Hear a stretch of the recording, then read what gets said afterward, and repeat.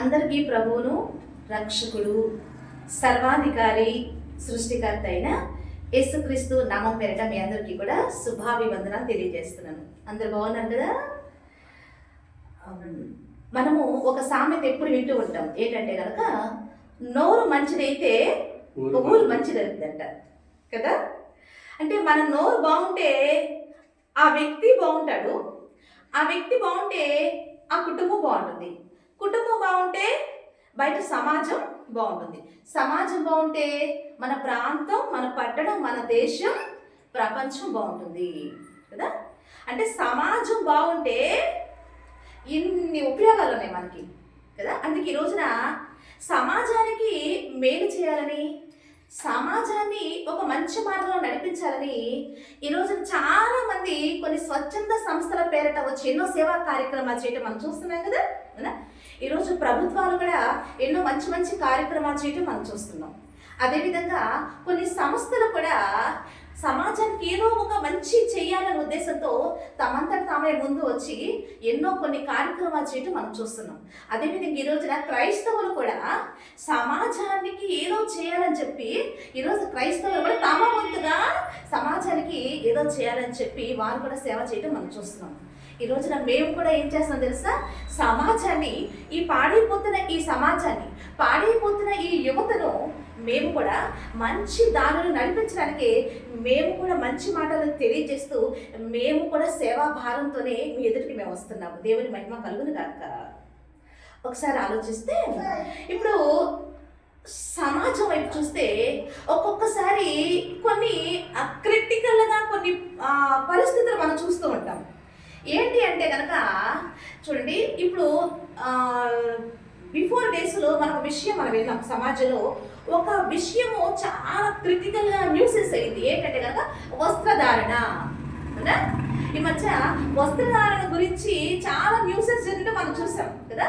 దాని గురించి కూడా మనము మన ఛానల్లో అంటే పూర్తిగా దాని గురించి నేను వివరించలేదు, కానీ కొంచెంగా దాని గురించి నేను వివరించినట్టుగా మన ఛానల్లో నేను చెప్పి ఉన్నానండి.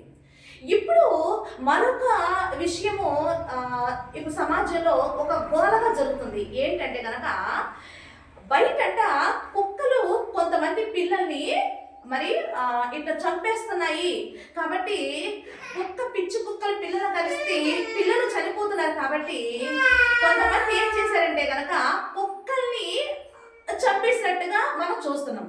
అప్పుడు ఇలా కుక్కల్ని చంపటము, జీవ మోగాలు అవి కూడా మనలాంటి ప్రాణులే, వాటిని ఎలా చంపుతారు అని చెప్పి వాటి గురించి ఈ రోజున కొంతమంది మీడియా ముందుకు వచ్చి మాట్లాడిన దాన్ని బట్టి ఈ రోజున మీడియాలో ఎక్కడ చూసినా కానీ ఇదే వార్తలు మనం వింటున్నాం. అవునా కదా? అంటే ఏంటి అంటే కనుక కుక్కలు ఒక వర్గం ఏమంటుందంటే కనుక కుక్కల్ని ఈ విధంగా మరి కుక్కల వల్ల మాకు చాలా ఇబ్బందులు ఎదుర్కొన్నాం కాబట్టి ఈ కుక్కల్ని గవర్నమెంట్ వీటిని చంపేయాలని ఒక వర్గం అంటే, ఒక వర్గం ఏమంటుందంటే కనుక ఆ మోగ జీవాల్ని మీరు ఎలా చంపేస్తారు, అవి మనలాంటి ప్రాణులే కదా, వాటిని చంపడానికి వీల్లేదు అని చెప్పి కొంతమంది ఒక వర్గం ఇలా మాట్లాడుతుంది. చూడండి, సమాజంలో ఎప్పుడు రెండు వర్గాలు ఉంటాయి కదా. ఒక వర్గం ఏమో అవును అనే వర్గం ఉంటుంది, ఒక వర్గం ఏమో కాదు అనే వర్గం ఉంటుంది కదా. అయితే ఇప్పుడు ఎందుకు ఏది మనం తీసుకోవాలి? ఎందుకు ఆ కుక్కల్ని ఉంచడం అంటే బ్రతికించడం మంచిదా, నిజంగా కుక్కల్ని ఈ వర్గం అన్నట్టుగా మరి చంపేయటం మంచిదా? ఇందుకు ఏది మనము చూడాలి? ఇందుకు ఇప్పుడు ఈ విషయ పరంగా మన వస్త్రధారణ గురించి రాజ్యాంగాలు ఏ రాసుద్దు అని చెప్పి పేజీలు జరిగేశారు. ఇప్పుడు కూడా మరి ఈ యొక్క కుక్కని, ఈ ప్రాణుని, మూగజీవాలను ఏం చేయాలని చెప్పి రాజ్యాంగం ఏం చెప్తుంది అని చెప్పి దీని మీద కూడా డిస్కషన్ చేయడం మనం చూస్తున్నాం కదా. ఇప్పుడు ప్రజెంట్ జరుగుతున్న వార్తలు ఇవే అండి.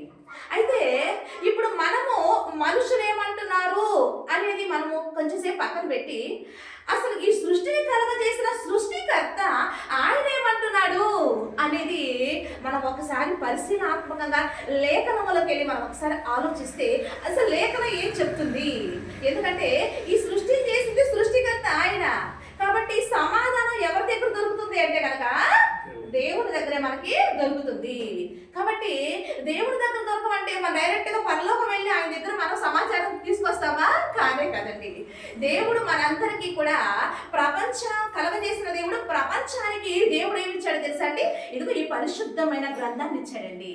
ఇందులో ఏముంది అంటే కనుక ఒక మనిషి పుట్టిన దగ్గర నుంచి ఒక మనిషి చనిపోయేంత వరకు ఈ మధ్యలో ఉండేది ఏమంటామండి? జీవిత కాలం అంటే లైఫ్ టైం. కాబట్టి ఈ లైఫ్ టైము ఒక మనిషి ఏ విధంగా తన జీవితాన్ని నడిపించుకోవాలి, ఏ విధంగా ముగించుకోవాలి, ఈ జీవిత కాలంలో తన ప్రవర్తన ఎలా ఉండాలి, సమాజంలో తను ఏ విధంగా నడుచుకోవాలి అనే అనేకమైన మాటలు ఈ జీవ గ్రంథంలో దేవుడు రాసి పెట్టాడు. కాబట్టి ఇందులో A to Z మొత్తం ఉన్నాయి. అందుకే బైబిల్ గ్రంథాన్ని మనము ఏ గ్రంథం అంటే మహాజ్ఞాన గ్రంథం అని పిలుస్తామండి. అందుకే ఈ గ్రంథంలో ఏమున్నాయి అంటే కనుక పాస్ట్ ఉంది, ప్రజెంట్ ఉంది, ఫ్యూచర్ ఉంది ఇందులో.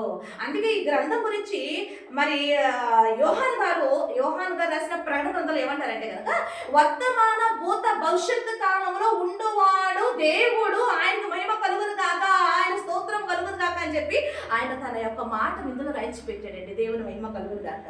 కాబట్టి ఈ సృష్టిని కలగేసిన సృష్టికర్త మాటల్లో ఒకసారి అసలు ఈ విషయాన్ని మనము ఈ జీవ గ్రంథంలో ఒకసారి పరిశీలిస్తే లేఖన ఏం చెప్తుంది అనేది ఒకసారి మనం ఆలోచిస్తే కనుక ఆదికాండము 1వ అధ్యాయం చూస్తే కనుక ఒకసారి మరి దేవుడు సృష్టి చేసిన క్రమం అనేది ఆదికాండం 1వ అధ్యాయంలో ఉంది. కాబట్టి అందులో ఒకసారి చూస్తే ఆ 1వ అధ్యాయము 20వ వచనం నుంచి ఒకసారి చదివితే కనుక దేవుడు జీవము కలిగి చెరించు వాటిని జలములు సమృద్ధిగా పుట్టించిన కాకనియు పక్షులు భూమి పైని ఆకాశ విశాలములో ఎగురును కాకనియు పలికెను. దేవుడు జలములలో వాటి జాతి ప్రకారము జలములు సమృద్ధిగా పుట్టించిన మహామత్స్యములను జీవము కలిగిన చెరించు వాటినన్నిటిని దాని జాతి ప్రకారము రెక్కలు గల ప్రతి పక్షిని సృజించెను. అది మంచిదని దేవుడు చూచెను.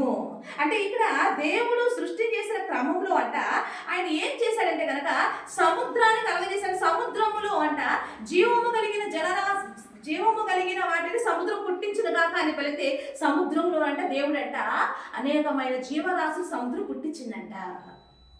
అయితే అలా పుట్టించి దాన్ని దేవుడు వదిలిపెట్టేశాడంటే కాదు. నెక్స్ట్ ఏం చేశాడంటే కనుక దేవుడు 22వ వచనం చూస్తే కనుక దేవుడు మీరు ఫలించి అభివృద్ధి పొంది సముద్ర జలములలో నిండి ఉండుడని పక్షులు భూమి మీద విస్తరించుగాకని వాటిని ఆశీర్వదించెను అన్నది. అంటే దేవుడు మనుషుల్ని కదా ఆశీర్వదించింది. ఎవరిని ఆశీర్వదించాడంట? పక్షుల్ని, జంతువులు కూడా దేవుడు ఆశీర్వదించాడంట. ఇప్పటి వరకు ఈ విషయం మనం వినుంటాం కదా. అంటే ఆశీర్వదించబడినవి మనుషులు అనుకుంటున్నా కానీ దేవుడు చేసిన సృష్టిలో సమస్తమును ఆయన ఆశీర్వదించాడు. అందులో జంతువుని, సముద్రంలో ఉన్న జీవరాశిని దేవుడు ఆశీర్వదించాడ, పక్షులు కూడా దేవుడు ఆశీర్వదించాడంట.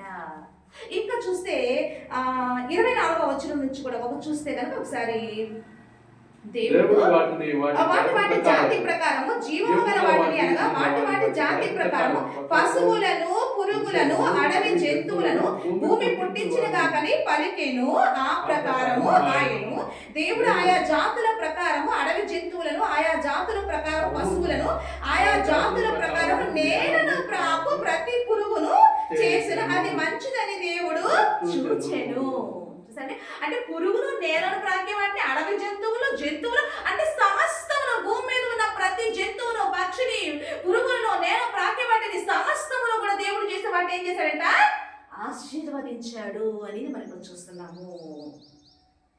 ఇవన్నీ చేసిన తర్వాత చివరిగా ఏమైనా చేశారండి? మళ్ళా తన పోలికలో తన స్వరూపములో నరులను చేయుదుము అని చెప్పి అప్పుడు నెక్స్ట్ ఇవన్నీ అంటే అందుకే మనకన్నా ముందు ఏ పుట్టినవి అంటే కనుక జీవరాశులే పుట్టినవి. అయితే అండి ఈ మధ్య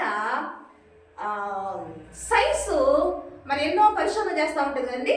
పరిశోధన చేస్తూ అసలు భూమి మీద మొత్తం ఎన్ని జీవరాశులు అనేది పరిశోధన చేసినట్టండి. పరిశోధన చేస్తే వారి పరిశోధనలో వారు కనుగొనబడినవి ఎన్ని అంటే కనుక దాదాపుగా 84 లక్షల జీవరాశులు ఉన్నాయని చెప్పి సైన్స్ కనుగొందంటండి. అయితే అలా కనుగొని సైన్స్ ఏమన్నా తెలుసా, ఇవి శాశ్వతమైనది, అది కరెక్ట్ లెక్క అయితే కాదు, ఇంకా మేము కనుగొనవలసినవి చాలా ఉన్నాయి. మేమైతే ఈ సృష్టిలో దేవుడు చేసిన జీవరాశులు మేము కనుగొన్నవి ఇప్పటి వరకు 84 లక్షలే మేము కనుగొన్నామని చెప్పారండి. ఒకసారి అండి ప్రసంగి గారు, ఆయన సొలొమోను గారు, మనంతా తెలుసు కదా. సొలొమోను గారు ఎవరండి? ఇజ్రాయెల్ రాజు, అవునా? గొప్ప దేవుని దగ్గర జ్ఞానం పొందుకున్న రాజు. ఆ సొలొమోను గారు ఏమంటున్నారంటే ఒకసారి చూస్తే కనుక ప్రసంగి గారి గ్రంథము, ప్రసంగి గ్రంథం రాశారు కదండి. అందులో సొలొమోను గారు ఏమంటున్నారంటే కనుక 8వ అధ్యాయము ఒకసారి 17వ వచనం చూస్తే కనుక, దేవుడు జరిగించినది అంతయు నేను కనుగొంటిని, మరియు సూర్యుని క్రింద జరుగు క్రియలు మనుషులు కనుగొనలేరనియు, కనుగొనవలనని మనుషులు ఎంత ప్రయత్నించినను వారు కనుగొనట లేదనియు, దాన్ని తెలుసుకొనవలనని జ్ఞానులు పూనుకొనినను వారైనా కనుగొనజాలరని నేను తెలుసుకొంటిని అని రాయబడిందండి. అంటే జ్ఞానులు అంటే ఇక్కడ ఎవరండి? సైంటిస్ట్లే. ఈ భూమి మీద జ్ఞానులు ఎవరండి? సైంటిస్ట్లే, అవునా కదా? అంటే వీళ్ళంటే కనుగొనగా, అంటే సూర్యుని కింద ఉన్నవి కనుగొనాలని ఈ రోజున సైన్స్ ఎంతో ప్రయోగాలు చేస్తుందా లేదా? రీసెర్చ్ చేస్తుందా లేదా? కానీ కనుగొనగలుగుతుందా అండి? కనుగొనలేకపోతుంది. అది కనుగొనలేదు అని ఎప్పుడో సొలొమోను గారు చెప్పాడండి, క్రీస్తు పూర్వం. ఎందుకంటే అది అసాధ్యం మనిషికి. మనకు అసాధ్యమే కానీ దేవునికి సమస్తము కూడా సాధ్యమే. ఈ రోజున మనము జంతువులు ఎన్ని ఉన్నాయి, పశువులని, పక్షులు ఉన్నాయి, లెక్క మనం చెప్పలేము. కానీ ఈ లెక్క ఎవరు చెప్పగలరంటే కనుక వీటిని పుట్టించిన దేవుడు చెప్పగలడు. దేవుని మహిమ కలుగును కాక. అందుకే మనం ఒకసారి నక్షత్రాల వైపు చూసి ఎన్ని నక్షత్రాలు మనం చెప్పగలమండి? కానీ దేవుడు అంట కీర్తనలో ఒక చోట రాయబడి ఉంటుందండి. ఏమంటే ఆకాశ నక్షత్రములను ఆయన లెక్క చెప్పగల రాయబడిందండి. మనం చెప్పలేము, కానీ చేసిన దేవుడు ఆయనకు తెలుసు. అందుకే ఏ సమస్య వచ్చినా మనకి ఎక్కడ పరిష్కారం దొరుకుతుందంటే కనుక దేవుని దగ్గరకు వచ్చినప్పుడు మన ప్రతి ప్రశ్నకు మన సమాధానం, మన సమస్యకు ప్రతి సమస్యకు పరిష్కారం అనేది దేవుని దగ్గర మాత్రమే మనకి దొరుకుతుంది. అప్పుడే మనకి ఏం దొరుకుతుంది? సమాధానము, సంతోషము మనకు దొరుకుతుంది అనమాట. దేవుని మహిమ కలుగును కాక. కాబట్టి ఈ రోజున మొత్తం జీవరాశులు ఏమో నేను చూస్తే కనుక వాళ్ళ లెక్క ప్రకారం ఏంటని చెప్పారండి. ఓకే, ఇంకా కనుగొనవలసి ఉన్నాయి కానీ మనిషి కనుగొనలేడని మనం అర్థం చేసుకున్నాం. అయితే ఒకసారి ఆలోచిస్తే ఇప్పుడు జంతువులు జీవరాశులు పుట్టిన తర్వాత చివరిగా దేవుడు ఎవరు చేశాడు చూసాం మనము? మానవులైన మనల్ని చేశాడు దేవుడు చూసాం మనం. అయితే ఇప్పుడు ఈ జంతువులన్నీ చేసి దేవుడు ఆదాము దగ్గర తీసుకొచ్చి ఏమంటున్నాడో ఒకసారి చూద్దామా? ఆదికాండము 2వ అధ్యాయము ఒకసారి 19వ వచనం చూస్తే కనుక,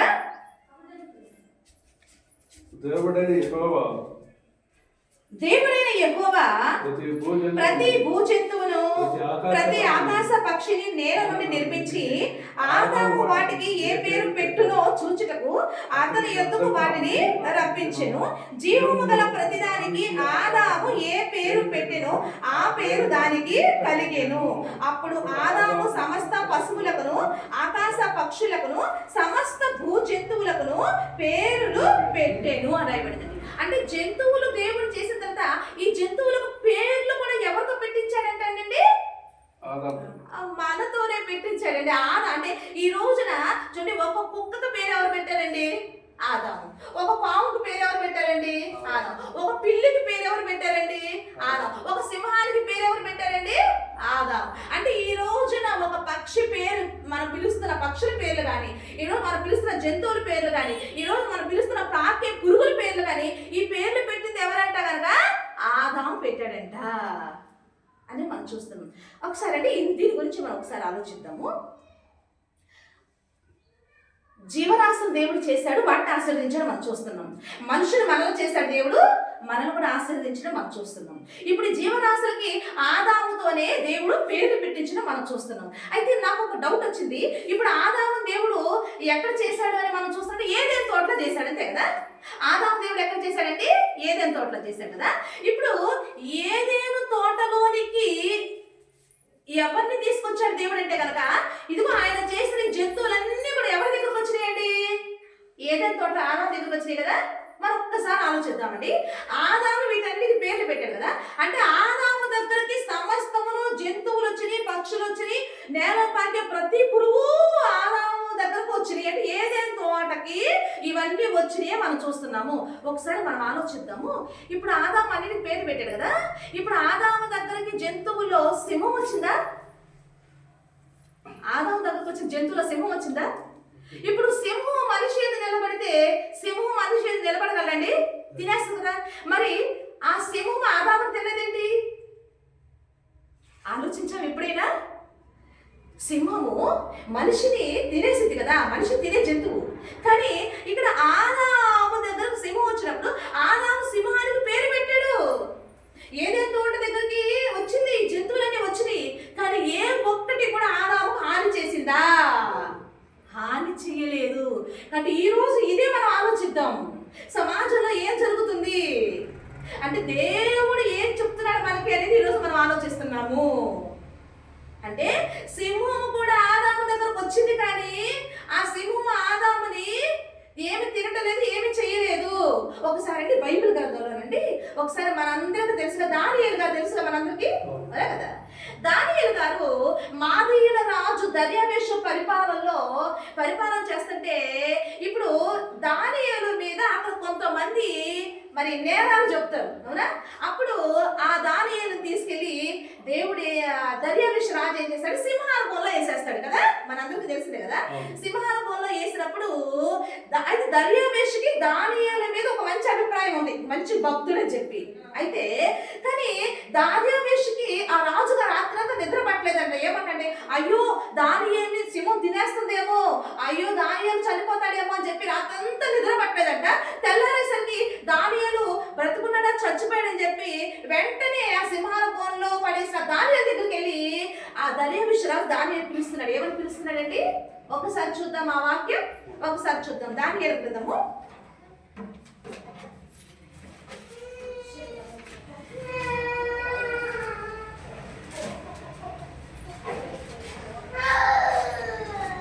దానియేలు గ్రంథం 6వ అధ్యాయము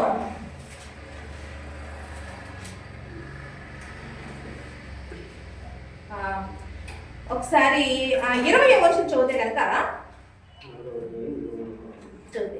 అతడు రాజుగారు దర్యావేషు రాజుగారంట గుహ దగ్గరకు రాగానే దుఃఖ స్వరముతో దానియేలు పిలిచి, జీవము గల దేవుని సేవకుడైన దానియేలు, నిత్యము నీవు సేవించుచున్న నీ దేవుడు నీకు రక్షించగలిగేనా అని అతనిని అడిగాను. అందుకు దానియేలు, రాజు చిరకాలం జీవించును గాక, నేను నా దృష్టికి దేవుని దృష్టికి నిర్దోషినిగా కనబడింది కనుక ఆయన తన దూతను పంపించి సింహములు నాకు ఏ హాని చేయకుండా వాటి నోళ్ళు మూయించెను అన్నాడండి.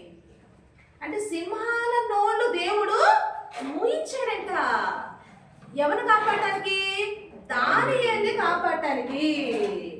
అంటే దీంట్లో మనకి ఏం అర్థమవుతుంది కనుక జంతువులు కూడా ఎవరి మాట వింటున్నాయి?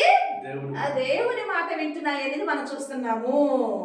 ఆలోచిద్దామండి, మన సమస్యకు పరిష్కారం ఎక్కడ దొరుకుతుందని మనం వెతుకుతున్నాం ఈ రోజున. అయితే ఇప్పుడు అంటే దానియేలుకి ఏ హాని చేయలేదు. అయితే దానియేలు మీద నేరం మోపిన వ్యక్తులు ఉన్నారుగా. ఇప్పుడు రాజుగారు ఏం చేశారంటే దానియేలు మంచోడు కాబట్టి దానియేలుని దేవుడు సింహ నోటికి అప్పగించలేదు. అయితే దానియేలు మీద నేరం చెప్పిన వాళ్ళు ఎవరో పట్టుకురండి అన్నాడండి. వాళ్ళు వెంటనే వాళ్ళు రాగానే వాళ్ళని దర్యావేషు గారు అంటున్నారు, ఇతన్ని ఈ సింహాల్లో ఉన్న ఈ బోన్లో ఈ మనుషులు పడేయండి అన్నాడు. మనుషులు పడేస్తుంటే ఏం జరిగిందో ఒకసారి చూద్దామా. ఏం జరిగిందంటే కనుక 23వ వచనం చూస్తే, రాజు ఇద్దరికి వచ్చి అతి సంతోషభరితుడై దానియేలు గుహలో నుండి పైకి తీరిన ఆజ్ఞయగా బంట్రోతులు దానియేలును బయటకు తీసిరి. అతడు తన దేవుని యందు భక్తి గలవాడైనందున అతనికి ఏ హానియు కలగలేదు. అయితే రాజు ఆజ్ఞయగా దానియేలు మీద నిందలు మోపిన ఆ మనుషులను వారు తోడుకుని వచ్చి సింహముల గుహలో పడద్రోసిరి. వారిని, వారి కుమారులను, వారి భార్యలను పడద్రోసిరి. వారు ఆ గుహ అడుగునకు రాక మునిపే సింహముల పాలైరి. సింహములు వారి ఎముకలను సహితము పగలగొరికి పొడి చేసేను అని చూస్తారండి. అంటే ఇంకా గుహలోనికి పడలేదంట. అడుగు రాక మునిపి ఇలా వస్తుండగానే వెంటనే సింహం ఇలా నోరు తెచ్చేసి క్యాచ్ పెట్టేసిందంట. క్యాచ్ పెట్టేసి వాళ్ళ కుటుంబం మొత్తాన్ని ఎవరైతే నేరం మోపారో వాళ్ళందరూ ఎముకలు ఎరగదీసి ముక్కలు చేసుకుని మంచి చికెన్ చేసుకుని తినేసి అంట. అంటే ఏం ఆలోచిస్తున్నాం మనం? సింహము ఎవరి మాట వింటుంది? ఇప్పుడు ఆదాము దగ్గర కూడా సింహం వచ్చింది, కానీ ఆదాముని సింహం తిందా? లేదు. అంటే ఏదేను తోటలో ఉన్నంత వరకు ఏంటంటే ఆదాము జంతువులు మనుషులు ఎలా ఉన్నాడు కలిసి ఉన్నట్టు మనం చూస్తున్నాం. ఏ హాని జంతువుల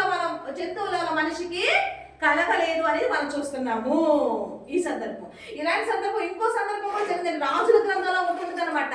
ఒక రాజుని గద్దించడానికి ఒక ప్రవక్త దేవుడు పంపిస్తాడు. అప్పుడు ఆ ప్రవక్త రాజును గద్దించి తిరిగి వచ్చేస్తున్న సమయంలో ఇప్పుడు ఆ రాజు ఆ ప్రవక్తకి దేవుడు నువ్వు వచ్చిన దాన్ని వెళ్ళకుండా వేరే దాన్ని వెళ్ళమంటే ఈ ప్రవక్త ఏం చేస్తాడంటే కనుక అలాగే వెళ్తాడు. ఇంకో ప్రవక్త అతను మోసం చేసి నువ్వు మా ఇంటికి వచ్చి భోజనం చేయి పిలిచిన వెంటనే దేవుడు ఆజ్ఞను అతిక్రమించాడు కాబట్టి వెంటనే దేవుడు ఏం చేసిన సింహానికి ఆజ్ఞ ఇస్తాడండి. ఆ సింహం ఏం చేసిందంటే ఆ వ్యక్తిని చంపమని దేవుడు ఆజ్ఞ ఇస్తే ఆ ప్రవక్త సింహం చంపేస్తుందండి. అంటే దేవుడు ఆజ్ఞ ఇస్తే ఈ సింహం ఏం చేసింది, ఈ ప్రవక్తను చంపేసింది. అంటే దేవుడు ఆజ్ఞ ఇస్తే జంతువు మాట వింటుంది, దేవుడు మాట వింటుందా మనం చూస్తున్నాము. అది కూడా చాలా అద్భుతంగా ఉంటుందండి. అక్కడ ఆ గాడిద మనిషి సింహానికి ప్రవక్తను చంపేసింది కానీ ఆ ప్రవక్తను ఎక్కడ కూడా తింటున్నట్టు మనం చూడలేదండి. ముక్క చేసుకునే తెల్ల జస్ట్ చంపమంది, తినొద్దు అని చెప్పాడు దేవుడు, చంపమన్నాడు, చంపినంత వరకే. అదేవిధంగా ఆ ప్రవక్త వచ్చిన ఆ గాడిదను కూడా ఎదురుగా మన సింహం ఏం చేయలేదండి, తెల్లా. నిజానికి గాడిద సింహం ఎదురుకుంటే తినేసిందా తెల్లా? జంతువు కనపడితే సింహం ఆగుదండి, ఎందుకంటే దేవుడు ఆజ్ఞ వల్ల తినమని. అందుకని గాడిద కూడా సింహము ఏమి చెయ్యలేదు అనే మనం చూస్తున్నాం అండి. కాబట్టి ఆ సందర్భాన్ని చూస్తే సమయం సరిపోదు, చెప్పాలనుకున్న టాపిక్ చెప్పలేదని చెప్పి నోటి మాటగా మీకు తెలియజేస్తున్నాను. అనేది రాజుల గ్రంథాల్లో ఉంటుంది అనమాట, జరిగిన ఇన్సిడెంట్స్ ఇవన్నీ. అంటే ఇవన్నీ ఎందుకు మాట్లాడుకున్నామంటే కనుక మనకు ఒక సంగతి దీని నుంచి మనం బయటకు తీయడానికి ఈ రోజున మీ ఎదుటిగా మనము వచ్చి నిలబడి ఉన్నానండి. దేవుని మహిమ కలుగును గాక. అదేవిధంగా ఇంకో విషయం చూస్తే కనుక ఇప్పుడు జంతువులు దేవుడు కలిగి ఆహారం పేర్లు పెట్టాడు. అయితే తర్వాత వాటిని ఆశీర్వదించాడు కదండి. తర్వాత ఇవన్నీ దేవుడు ఆశీర్వదించిన తర్వాత ఏం జరిగిందంటే కనుక భూమి మీద మహాభివృద్ధిగా జంతువులు పెరిగినాయి, మనుషులు కూడా భూమి మీద విస్తరించినట్టు మనం చూస్తున్నామే కదా. అప్పుడు మనుషులు విస్తరించేటప్పటికి ఏం జరిగిందంటే కనుక మనుషులంట విస్తరించేటప్పటికి నరులంట మా దేవుని భయం లేకుండా వాళ్ళ ఇష్టానుసారంగా వాళ్ళు జీవిస్తున్నారంట. అలా జీవిస్తున్నప్పుడు ఏం జరిగిందంటే దేవుని కోపం వచ్చి ఏం జరిగిందంటే కనుక జల ప్రళయం. ఇప్పుడు ఈ సంగతి మన అందరం తెలుసు కదా, జల ప్రళయం జరిగినట్టు చరిత్రలో మనకి ఆధారాలు ఉన్నాయా? ఇప్పటికీ కూడా ఆధారాలు ఉన్నాయి కదా. ఇప్పటికీ అరారోతు కొండ మీద ఆ ఓడ ఉన్నట్టు ఇప్పటికీ కూడా సైంటిస్టులు కనుగొన్నారా లేదా? మన ప్రత్యక్ష ఆధారాలు కనపడుతున్నాయి లేదా? కాబట్టి ఇప్పుడు ఆ జల ప్రళయం టైంలో దేవుడు ఏం చేశాడంటే కనుక ఒకటి ఆయన ఏం చేసిన జల ప్రళయం వస్తే మరి సృష్టి అంతా కూడా జంతువులు మనుషులు అందరూ చనిపోతారు కదండి. అయితే దేవుడు ఏం చేశాడంటే కనీసం ఎవరైనా ఒక నీతిమంతుడైనా కనపడకపోతాడని చూస్తే నోవహు కనపడ్డాడంటండి. అవునా కదా? అప్పుడు దేవుడు నోవహు గారితో వచ్చి నోవహు గారి దగ్గరికి వచ్చి నోవహు ఈ తరంలో నీవే నా ఎదురు నీతిమంతుడుగా ఉన్నావు అని చెప్పి నోవహు గారితో దేవుడు మాట్లాడి నోవహు దేవుడు నోవహు నేను ఈ సృష్టి మొత్తాన్ని జలములతో ముంచేసి నేను చంపాలనుకున్నాను. అయితే నువ్వేం చేయడం, ఒక ఓడం చేసుకో, చితిసారపు బాణుతో నువ్వు ఒక ఓడం చేసుకో. ఆ ఓడలో నువ్వు వెళ్ళిన తర్వాత నేను ఈ సృష్టిని నేను మరి నాశనం చేస్తానంటాడండి. అయితే అప్పుడు మనం ఆలోచిద్దాము, నోవహు గారు ఒక్కనే దేవుడు రక్షించాడా అంటే కానే కాదు. నోవహు గారితో దేవుడు ఏం రక్షించాడో తెలుసా అండి? ఒకసారి చూస్తే ఆదికాండము జల ప్రళయం దగ్గరికి వెళ్దాము.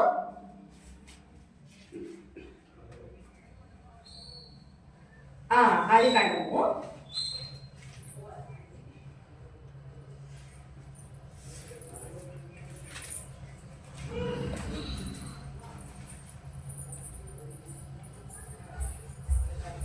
ఒకసారి 6వ అధ్యాయము 18వ వచనం ఒకసారి చూద్దాము. 18, 19 వచనం చదివితే అయితే నీవే నా నిబంధన నీతో నా నిబంధన స్థిరపరచుదును, నీవును నీతో కూడా నీ కుమారులను నీ భార్యయు నీ కోడండును ఆ ఓడలో ప్రవేశింపవలను, మరియు నీతో కూడా వాటిని బ్రతికించి ఉంచుకున్నటకు సమస్త జీవులలో అనగా సమస్త శరీరుల యొక్క ప్రతి జాతిలోనివి 2 చొప్పున నీవు ఓడలోనికి తేవలను, వాటిలో మగదియు ఆడదయు ఉండవలెను. నీవు వాటిని బ్రతికించి ఉంచుకున్నకై వాటి వాటి జాతుల ప్రకారము పక్షులలోను, వాటి జాతుల ప్రకారము జంతువులలోను, వాటి జాతుల ప్రకారము నేలలో ప్రాకు వాటన్నిటిలోను ప్రతి జాతిలో 2 చొప్పున నీ యొద్దకు అవి వచ్చును అన్నాడండి. అంటే నోవహు గారిని ఒక్కనే ఆయన రక్షించట్లా, ఆయన చేసిన జంతువులు, పక్షులు, నేలం ప్రాకే పురుగులు ఇవన్నీ కూడా దేవుడంట రక్షించడానికి దేవుడు ఏమైనా తెలుసా? అయితే వీటిలో నేను చేసిన ప్రతి జాతిలో 2 ఆ ఓడలోకి వస్తాయి. ఆ 2 కూడా ఒకటి మగదంట, ఒకటి ఆడదంట. అంటే దేవుడు సృష్టిలో నోవహు గారితో పాటు ఆయన సృష్టిలో చేసిన పక్షుల్ని, జంతువుల్ని, నేల ప్రాకే పురుగుల్ని, అంటే సమస్త జీవరాశుల్లో ఒక్కొక్క జాతిని ఆయన నోవహు గారి ఓడలోనికి పంపించినట్టు మనం చూస్తున్నాము. ఇప్పుడు మనం ఆలోచిద్దాము. ఇప్పుడు నోవహు గారి ఓడలో అన్ని జంతువులు ఉన్నాయా? ఇప్పుడు నోవహు గారి వాళ్ళ పాములు ఉన్నాయా? నోవహు గారి వాళ్ళ సింహాలు ఉన్నాయా? నోవహు గారి ఓడలో పులులు ఉన్నాయా? నోవహు గారి ఓడలో గాడిదలు ఉన్నాయా? కుక్కలు ఉన్నాయా? తర్వాత ఇంకేంటి, జింకలు ఉన్నాయా? లేడులు ఉన్నాయా? అంటే ఇవన్నీ ఉన్నాయి. ఇప్పుడు మనం ఒకసారి ఆలోచిద్దాం. ఏదేని తోటలో ఆదాము దగ్గర జంతువులన్నీ కలిసి ఉన్నప్పుడు ఆదాముని ఆ జంతువులు ఏమి చేయలేదు మనం చూస్తున్నాము. అదే విధంగా నోవహు గారు తయారు చేసిన ఓడలో కూడా జంతువులన్నీ కలిసి ఉన్నాయి, కానీ జంతువు ఆ నోవహు కుటుంబాన్ని కూడా ఏమి చేయలేదు మనం చూస్తున్నాము. పాయింట్ అర్థమవుతుందా? అంటే జంతువులు దేవుని సంరక్షణలో ఉన్నంత వరకు కూడా మనిషి ఆ జంతువు ఆ మనిషిని ఏమి చేయలేకపోతుంది అనేది మనం సాక్ష్యం ఇస్తున్నాము. అర్థమవుతుందండి? కాబట్టి ఇప్పుడు ఈ సందర్భాన్ని మనం ఆలోచిస్తే ఇక్కడ కూడా అదే సందర్భం ఎదురైంది మనకి. ఏంటంటే కనుక జంతువులు మనుషులు కలిసి ఉన్నాయి, కానీ ఇక్కడ ఏం జరిగింది అంటే కనుక ఏ జంతువు కూడా మనిషికి హాని చేయలేదు అనేది మనం చూస్తున్నాము. అయితే దీని గురించి మనం ఏం ఆలోచించాలి అని చూస్తే ఒకసారి యోబు గారి గ్రంథంలో అన్నమాట. ఇప్పుడు ఇవన్నీ ఎవరి మాట వింటున్నాయి? భూమి మీద ఉన్న పక్షి కానీ, జంతువు కానీ, నేలను పాకే ప్రతి పురుగు కానీ, ఇవన్నీ కూడా ఎవరి మాట వింటున్నాయి? ఎవరి చిత్త ప్రకారం ఈ భూమి మీద సమస్తము జరుగుతున్నాయి అనేది మనం ఆలోచిస్తున్నామండి. ఒకసారి చూస్తే కనుక యోబు గారి గ్రంథము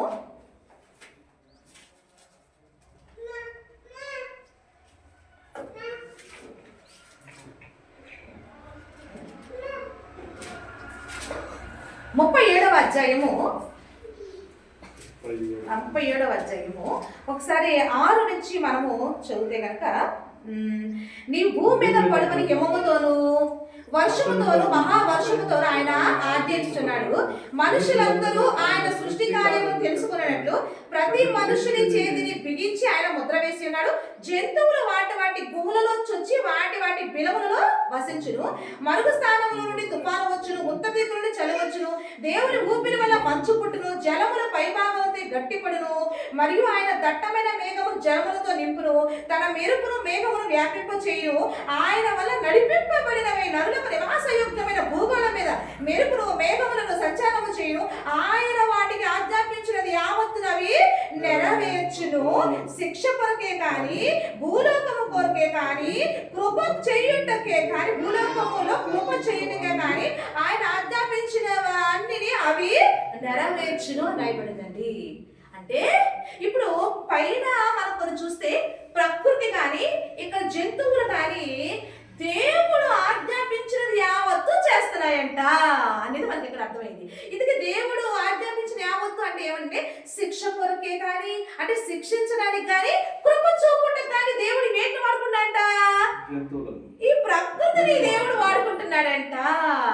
అందుకేనండి యోవేలు గారి గ్రంథంలో ఇవన్నీ ఈ జంతువులు ఇవన్నీ కూడా యోవేలు గ్రంథంలో దేవుడు ఏమంటున్నాడో తెలుసా అండి? ఒకసారి చూద్దామా? యోవేలు గారి గ్రంథము. యోవేలు గారు ఆ గొప్ప ప్రవక్త కదండి. ఆయన ద్వారా వీటన్నిటిని దేవుడు ఏమంటున్నాడని చూస్తే కనుక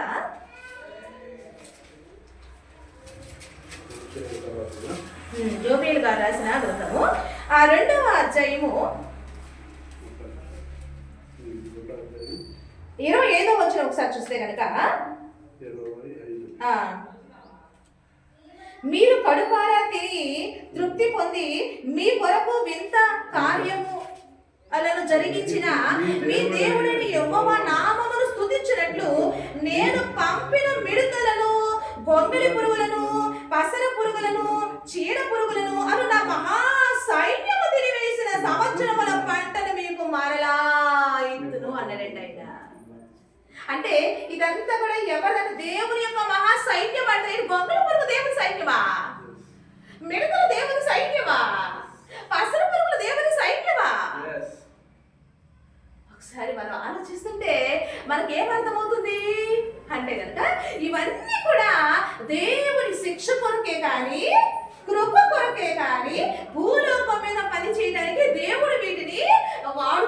చేస్తున్నట్లుగా మనము చూస్తున్నాము.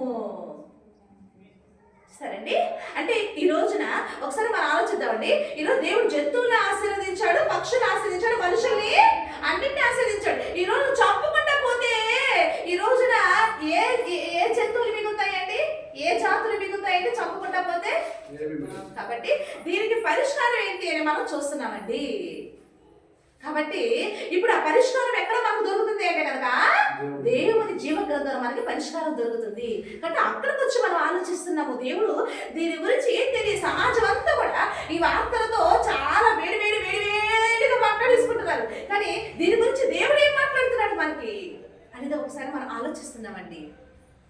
ఇవన్నీ కూడా ఏంటంట దేవుని యొక్క మహా సైన్యం అంట. ఇంకా చూస్తే అయితే ఇప్పుడు మరి ఏంటి ఇప్పుడు అంటే దేవుడు ఏం చెప్పాలనుకుంటున్నాడు మనకి అనేది ఒకసారి మనం ఆలోచిస్తే కనుక చూడండి, ఇప్పుడు జంతువులు చేసిన, పక్షులు చేసిన, ఎన్ని చేసినప్పటికీ కూడా కానీ మనిషితో ఇవి సాటి రావు అనేది ఒకటి తెలుసుకుందాం. అవునా కదండి? మనిషితో ఏమి సాటి రావండి? ఇవేమి సాటి. ఎందుకంటే మనిషి ఎవరి పోలిక? దేవుని పోలిక. అందుకే యేసుక్రీస్తు ప్రభు వారు ఏమన్నారో తెలుసా అండి? ఒకసారి లూకా గారి సువార్తలో యేసుక్రీస్తు ప్రభు వారు ఏమన్నారు చూస్తే కనుక, లూకా గారు రాసిన సువార్త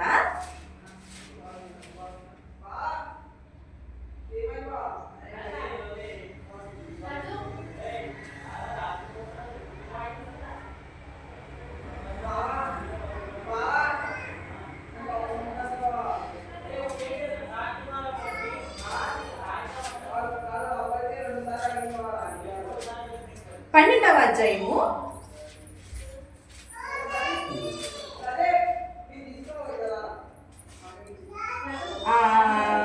24వ వచనం ఒకసారి చూద్దామండి. 24వ వచనం చదివితే కనుక, కాకుల సంగతి విచారించి చూడండి, అవి విత్తవు, కోయవు, వాటికి గరిసలేదు, కొట్టలేదు, అయినను దేవుడు వాటిని పోషించున్నాడు. మీరు పక్షుల కంటే ఎంతో శ్రేష్ఠులు. భూమి మీద దేవుడు పక్షులు చేశాడు, జంతువులు చేశాడు, కానీ మనిషితో ఏ జంతువులు పక్షులు సాటి రావు అనేది మనం సాక్ష్యం ఇస్తున్నాము. అంటే పక్షుల కంటే ఎవరు శ్రేష్ఠుడంట? మనిషే శ్రేష్ఠుడంట. ఇంకా చూస్తే మత్తయ్య గారు కూడా ఏమన్నారు చూస్తే కనుక, మత్తయ్య గారు రాసిన సువార్త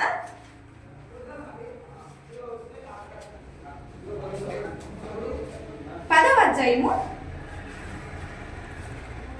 ఒకసారి 30-31 చూస్తే కనుక, 31 చూస్తే కనుక, మీరు అనేకమైన పిచ్చుకల కంటే శ్రేష్ఠులు.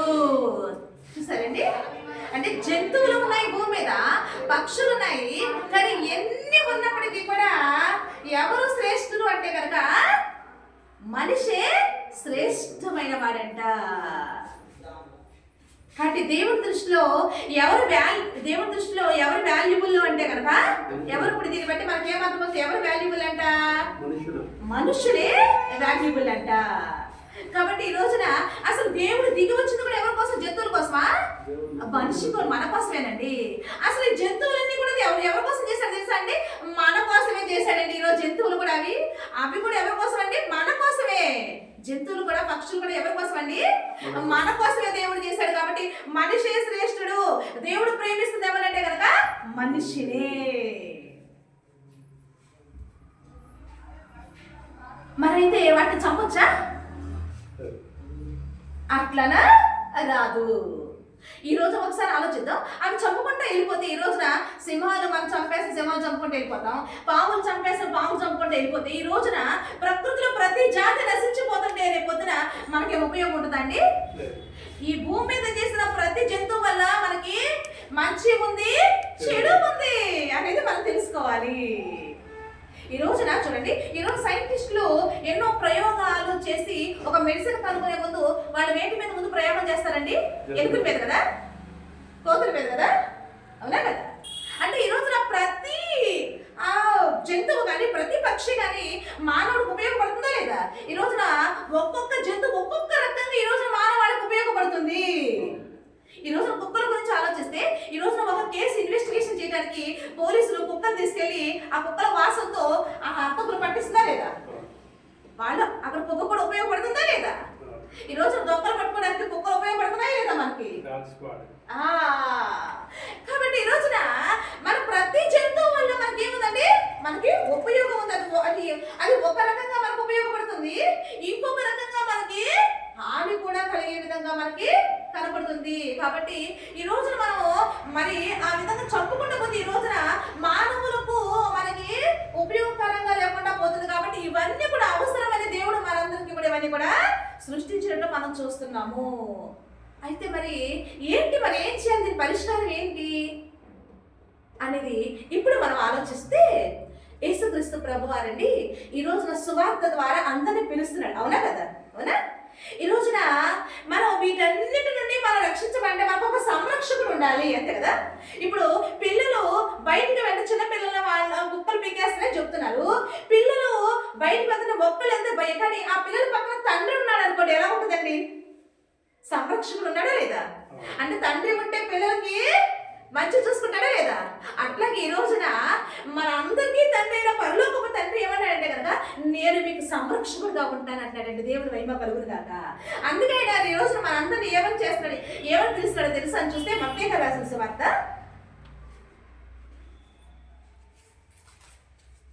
23వ అధ్యాయము ఒకసారి 37వ వచనం చూస్తే కనుక, 37వ వచనము,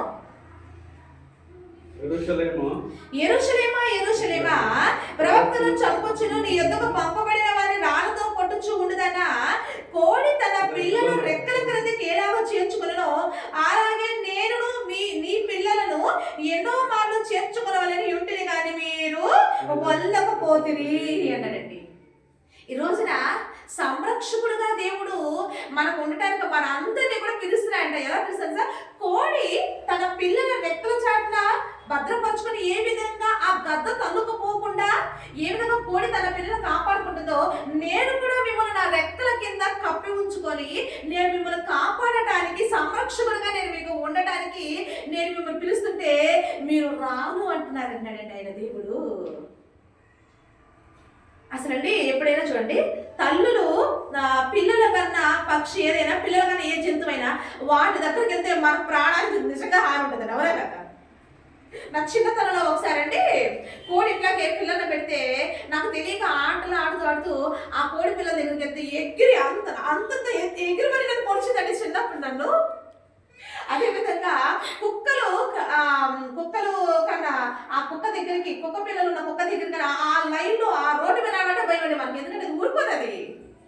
దేవుడు అదే చెప్తున్నాడండి. కోడి ఏ విధంగా మరి తన పిల్లని రెక్కల చాటు ఎలా భద్రపరుచుకొని ఏ విధంగా తన పిల్లని పక్షి ఎత్తుకుపోకుండా పోరాడుతుందో అలా నేను మిమ్మల్ని కాపాడుకుంటానన్నాడండి మన తండ్రి. దేవుని మహిమ కలుగును గాక. కానీ మనం ఈ రోజున ఎవరు కూడా ఆయన మాట వింటలేదు, ఆయన దగ్గర రావట్లేదట. ఆయన దగ్గర రాకపోతే మనకి ఏం జరుగుతుంది? ఇలాంటి ప్రాణ నష్టాలే. ఆయన దగ్గర రాకపోతే మనకి ఏం జరుగుతుంది? ప్రాణ నష్టాలు. అందుకే ఏదేని తోటలో ఆదాము జంతువులు కలిసి ఉన్నప్పుడు జంతువుల ఆదాముకి ఏ హాని అవ్వలేదు మనం చూసాం. అదేవిధంగా నోవాహు గారి ఓడలో జంతువులు ఉన్నాయి, నోవాహు గారి కుటుంబం ఉంది, కానీ ఆ జంతువుల నోవాహు గారి కుటుంబానికి ఏమి జరగలేదు మనం చూస్తున్నాం. ఈ రోజున మనకి ఎక్కడ సేఫ్ గా మనం ఉంటాం, ఏ జంతువు మనకు హాని చేయకుండా ఉండాలంటే, ఏ పక్షి మనకు హాని చేయకుండా అంటే ఎక్కడుంటే మనకు సేఫ్ గా ఉంటాము అంటే కనుక దేవుడు ఈ రోజు మనందరూ పిలుస్తున్నాడు. పిలిచి నేను తప్పుదన్నాడు, ఎక్కడికి రమ్మంటున్నాడు అని చూస్తే కనుక యెషయా గారి గ్రంథము, యెషయా రాసిన ప్రవక్త యెషయా గారి గ్రంథంలో ఒకసారి చూస్తే 11వ అధ్యాయము ఒకసారి ఇక్కడ 1వ వచనం చూస్తే కనుక, యెషయా మొదలు చిగురు పుట్టును, వాని వేరుల అంకురము ఎదిగి ఫలించును అని చెప్పి, అంటే ఎవరి గురించి చెప్తారంటే కనుక యేసుక్రీస్తు ప్రభు వారి గురించి చెప్తున్నమాట. ఆయన భూలోకానికి వస్తాడు, ఆయన వచ్చి ఇక్కడ భూమి మీద తన రాజ్యాన్ని స్థాపిస్తాడు, అనగా ఒక ప్రభుత్వాన్ని ఆయన స్థాపిస్తాడు. ఆ ప్రభుత్వంలో పరిపాలన ఎలా ఉంటుంది అని తెలియజేస్తే ఎలా ఉంటుందంటే కనుక 6వ వచనం నుంచి ఒకసారి చూస్తే కనుక, తోడేలు గొర్రె పిల్ల యొద్ద వాసము చేయును, చిరుత పులి మేక పిల్ల యొద్ద పండుకొనును, దూడయు కొదమ సింహమును పెంచబడిన కోడియు పుడుకొనగా బాలుడు వాటిని తోలును. ఒకసారి కాంబినేషన్ మనం చూడండి ఎంత బాగుందో. తోడేలు గొర్రె పిల్లలు కలిసి ఉండడం సాధ్యమా? కాదు కదా. కానీ దేవుడు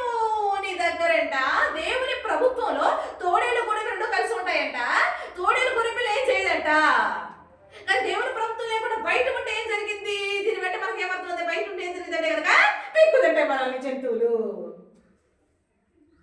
తర్వాత ఇంకో కాంబినేషన్ చూస్తే కనుక చిరుతపులి మేకపిల్ల అంట. చిరుతపులి మేకపిల్లతో పడుకుంటదంట. బాలుడు వచ్చి వాడిని తోతాడంట. ఈ రోజు ఒకసారి ఆలోచించండి, బయట పులి కనపడితే మనం అసలు బయట ఎలా ఉంటామని కూడా ఒక్క పరుగు పీక్కుతుంటదా లేదా? కానీ దేవుని ప్రభుత్వంలో చిరుతపులి మేక రెండు కలిసి ఉన్నాయంట.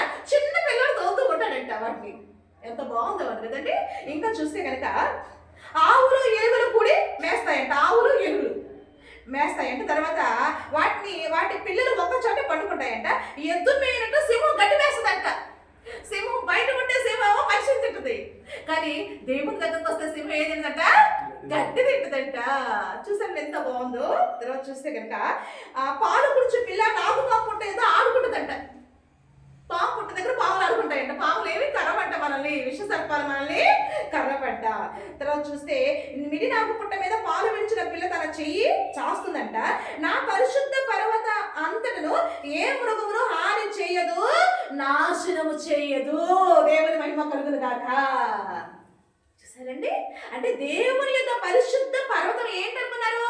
దేవుడు స్థాపించిన సంఘం. దేవుని సంఘంలో ఈ రోజున ఆయన సంరక్షణలోకి ఎవరైతే వస్తామో, ఈ రోజున మనం బయటికి ఎక్కడికి వెళ్ళాం కాబట్టి ఏ జంతువు మనం పెక్కు తినదు, ఏ సర్పం మనల్ని కరవదు. ఎందుకంటే మన పక్కన ఎవరు? సంరక్షకుడు ఉన్నాడు. మన పక్కన ఎవరు? మన తండ్రి ఉన్నాడు. ఆయన అనుక్షణం మనం ఏం చేస్తాడంట? కాపాడుతాడంట. కాబట్టి చంపేస్తే మనకి నష్టమే. చంపటము మంచి పద్ధతి కాదు. కానీ వాటి పరిష్కారం ఏంటి అంటే కనుక దేవుని ఆశ్రయించటమే. దేవుని ఆశ్రయించినప్పుడు వాటి బారిన మన పిల్లలు పడకుండా దేవుడు మనల్ని కాపాడుతాడంట. ఈ రోజు బయట ప్రభుత్వాలు ఒక్కొక్కసారి చేయలేకపోతుండొచ్చు, కానీ దేవుని ప్రభుత్వంలో మనకి ఆ దేవుగల దేవుడు ఆయన కునుకడు, నిద్రపోడు. ఇజ్రాయేలు కాపాడే దేవుడంట కునుకడు, ఆ నిద్రపోడు. తల్లైనా మరుస్తుందేమో కానీ నేను నిన్ను మరువను, విడువను, ఎడబాయను అంటున్నాడండి. అలాంటి దేవుని మనం కలిగి ఉన్నామండి. ఈ రోజున నా సాక్ష్యం చెప్తే నేను కూడా దేవుని దగ్గర, దేవుని సంరక్షణ ఈ తండ్రి దగ్గర ఆనందం వరకు లోపల ఉన్నప్పుడు నన్ను కూడా కరిచింది పాము. నన్ను కరిచిన పాము ఏంటో తెలుసా? ఆ సర్పం, ఆది ఘట సర్పం అనే సాతాను నన్ను కూడా కరిచింది, కాట వేసింది. ఆ మరణంతోనే, ఆ మరణ వేదంతోనే నేను ఈ రోజున ఈ సంరక్షణ జీవం గల దేవుడి దగ్గరకు వస్తే ఈ రోజున ఆయన నన్ను కాపాడాడు, నాకు ప్రాణం పెట్టాడు. ఈ రోజు నన్ను మీ మధ్య సాక్షిగా నిలబెట్టి నా సాక్ష్యాన్ని మీకు తెలియజేసి ఈ రోజున మిమ్మల్ని కూడా దేవుడు ఆయన ప్రభుత్వానికి ఇన్వైట్ చేస్తున్నాడు. ఆయన సంరక్షణగా మిమ్మల్ని కాపాడడానికి దేవుడు మనందరినీ కూడా పిలుస్తున్నాడండి. కాబట్టి సమస్యగా పరిష్కారం, మనకి ఏ హాని మనకి కలగకుండా ఉండాలంటే ఎవరు మనకు తోడుగా ఉంటే, ఏ సంరక్షకుడు మనతో ఉంటే మనకి ఇలాంటి హాని కలగకుండా, మనం ఇలాంటి అపాయాలు మన దరిదాపు రాకుండా మనం క్షేమంగా, మన బ్రతుకుదల క్షేమంగా ఉంటామంటే కనుక ఆ జీవం గల దేవుని ప్రభుత్వంలో. కాబట్టి మన సమస్య పరిష్కారం దొరికినప్పుడు సమాజంలో మరి ఎన్నో చూస్తున్నాం మనం, కానీ అక్కడ దొరకని సమస్య పరిష్కారం మనకి ఎక్కడ దొరుకుతుందంటే కనుక దేవుని దగ్గర మనకు దొరుకుతుంది. కాబట్టి ఇదే మనము తెలియజేస్తూ సమాజాన్ని మనము రక్షించడానికే మనము దేవుని ప్రేమను మనం చూపిస్తున్నామండి. ఇందులో ఏమైనా కుటిలత్వం ఉందా? ఇందులో ఏమైనా వేషధారణ ఉందా? ఇందులో ఏమైనా మచ్చరం ఉందా? అసూయ ఉందా? ఇందులో ఏమైనా స్వార్థం ఉందా? ఇందులో ఏముందండి? ప్రేమ, దేవుని ప్రేమ, తండ్రి ప్రేమ. కాబట్టి ఆ ప్రేమతో ఈ రోజున దేవుడు నన్ను రక్షించాడు, మిమ్మల్ని రక్షించాలని ఈ రోజున దేవుడు మిమ్మల్ని పిలుస్తున్నాడు. కాబట్టి ఆలోచిద్దాము. ఆ సంరక్షణ నీడలో మీరు వచ్చి చిరకాలము, శాశ్వత కాలము మీరు కూడా సంతోషంగా ఉండాలని కోరుకుంటూ ఈ మాటలు మీకు తెలియజేస్తున్నాను. దేవునికి మహిమ కలుగును గాక. ఆమేన్, ఆమేన్, ఆమేన్.